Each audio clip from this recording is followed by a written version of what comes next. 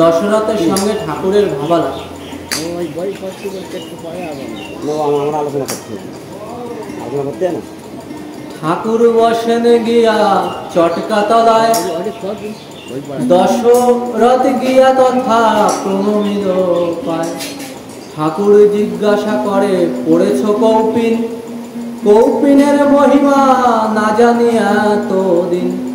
3 বেলা স্নান করে কে হয় বৈরাগী, জলে ডুবে পান কৌড়ি সেও কি বৈরাগী।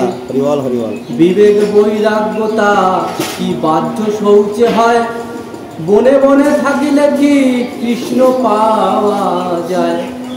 স্নান বলকারে শুধু উপরাতে ধোয়া, আত্মা শুদ্ধ না হলে কি যায় তারে পাওয়া।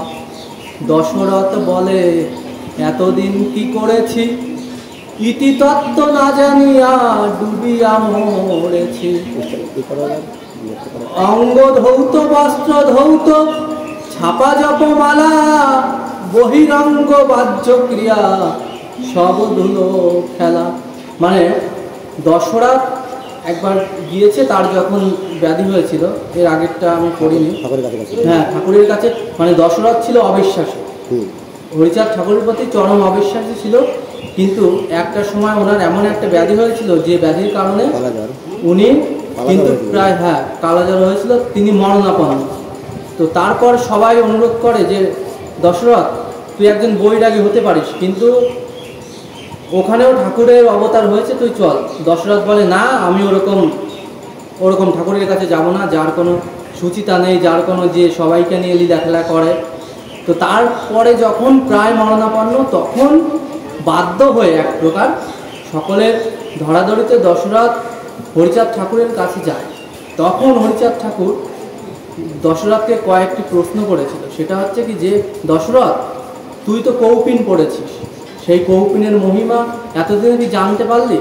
আর তারপরে হচ্ছে কি তুই তো নিজেকে বৈরাগী ভাবিস, কারণ তুই 3 বেলা স্নান করিস।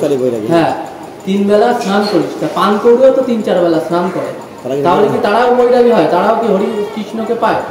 তারপরে বলছে আরো কয়েকটি কথা ঠাকুর, যে বনে বনে থাকলে কি কৃষ্ণ পাওয়া যায়, এবং স্নানের যে উপরে ধোয়া, আমরা যেটা স্নান করা করে উপরে ধোয়া হয়, কিন্তু ভিতরের আত্মশুদ্ধিকরণ কি হয় দশরথ এতে?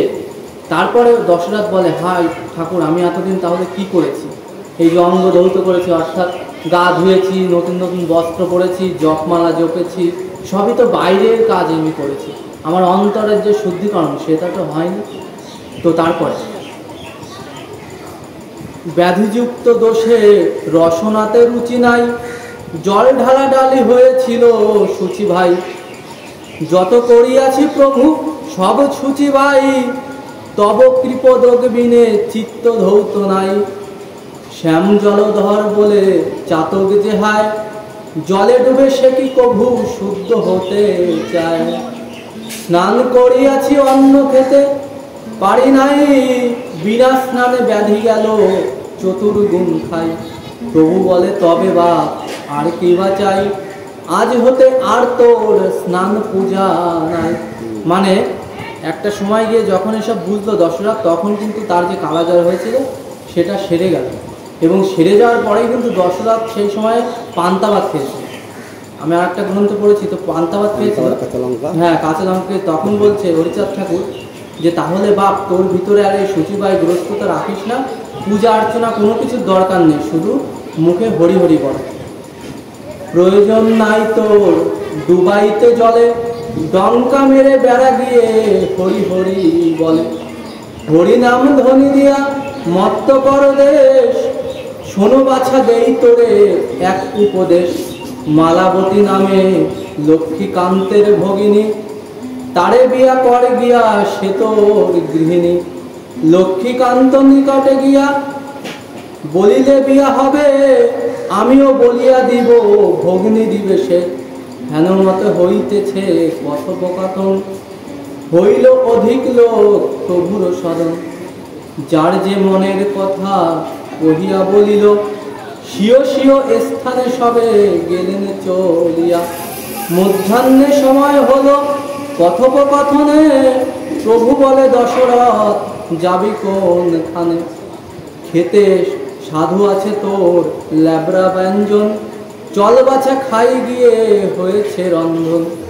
সেবায় বসিল গিয়া প্রভু হরিচাঁদ, দশরথ পাতে হাত লইতে প্রসাদ। দিলেন প্রসাদ দশরথ খায় তো সুখে, হস্ত মুছে মস্তকে কপাল চোখে মুখে। রেঁধেছিল লাবড়া ঠাকুর ডেকে কয়, দশরথ দেও লক্ষ্মী যত খেতে চায়। মহাপ্রভু বলে খাও উদর পুরিয়া, পাইয়াছ মুখে রুচি লউরে খাইয়া। জগৎ জননী লক্ষ্মী দিলেন পায়স, সানন্দে ভোজন করে অন্তরে সন্তোষ। সহস্তে মা শান্তি দেবী দেন দশরথে, উদর পুড়িয়ে সাধু খায় ভালো মতে। সেবা অন্তে ক্ষণকাল রহিল বসিয়া, দিলেন ঠাকুর তারে বিদায় করিয়া। যাত্রা করে দশরথ যষ্টি লয়ে হাতে, প্রভু বলে যষ্টি আর হবে না ধরিত। অর্থাৎ লাঠি নিয়ে যাচ্ছিল, মানে দশরথ মরণাপন্ন হয়ে এসেছিল তো তখন তার হাতে লাঠি ছিল। তো ঠাকুর বলছে দশরথ লাঠি ফেলে দে, তোর আর ওই লাঠির প্রয়োজন নেই। কোন মন্ত্র লাগিবে না, শুধু হরি নাম। বাসা করো গিয়া বাছা পাতাল গ্রাম, তাহাতে যে ধান্য তিল পাইবা বৎসর। সংসার খরচ কার্য চলিবে তোর। প্রভুকে প্রণমিল সাধু চলিল হাটিয়া, পুষ্করিণী জলে যষ্টি দিল ফেলাইয়া। নিজ বাটি আসিয়া কহিল ভ্রাতাগণে, বিবাহ হইল শেষে মালতীর সনে। ঠাকুর কহিল লক্ষ্মীকান্ত টিকাদারে, লক্ষ্মীকান্ত ভগিনী দিল আজ্ঞায় অনুসারে। দশরথ বিবরণ মধুমাখা কথা, কবি কহে হরি বল দিন গেল বৃথা। হরিচান গুরুচান তারকচান অশ্বিনী প্রেমানন্দে হরিধ্বনি বলো।